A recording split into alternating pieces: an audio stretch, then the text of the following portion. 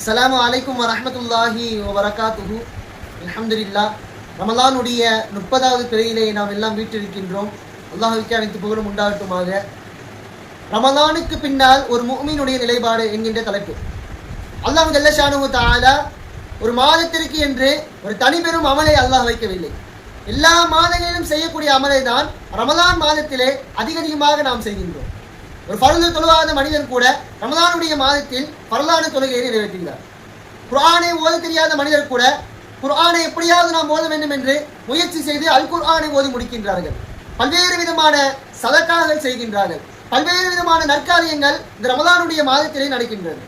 இறையச்சம் இல்லாத மனிதர் கூட நோன்பு வைப்பதன் மூலமாக இறையச்சம் உள்ள மனிதராக மாறுகிறார். இப்படிப்பட்ட பல்வேறு விதமான நல்ல இபாதத்துகளும் பலவிதமான நல்ல செயல்களும் இந்த மனிதன் செய்கின்றான். ரமலானுக்கு பின்னால் அந்த இபாதத்துகள் தொடர்கின்றதா? ரமலானுக்கு பின்னால் அந்த நற்காரியங்கள் தொடர்கின்றதா? இதில் தான் கேள்விக்குறியாக இருக்கின்றது.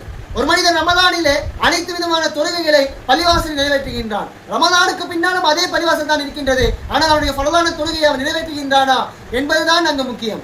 ரமலானை ஒரு மாதம் மட்டும் பரலான தொழுகையை நிறைவேற்றுவதற்கு முஃமின் அல்ல, தன்னுடைய வாழ்நாள் முழுவதும் அந்த பரலான தொழுகையை நிறைவேற்ற வேண்டும்.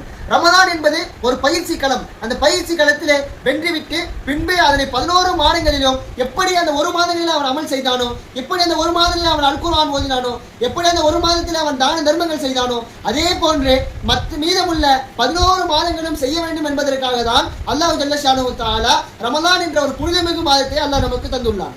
அல்லாஹ் அல் குர்ஆனிலே ஒரு வசனத்தை கூறி காட்டுவான். வஅபுது ரப்பக ஹத்தா யாத்தியக்கல் யகீன்.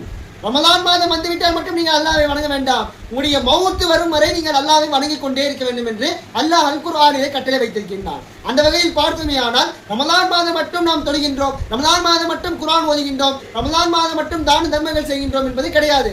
இந்த 3 அமல்களும் நம்முடைய காலமெல்லாம் வர வேண்டும் என்பதுதான்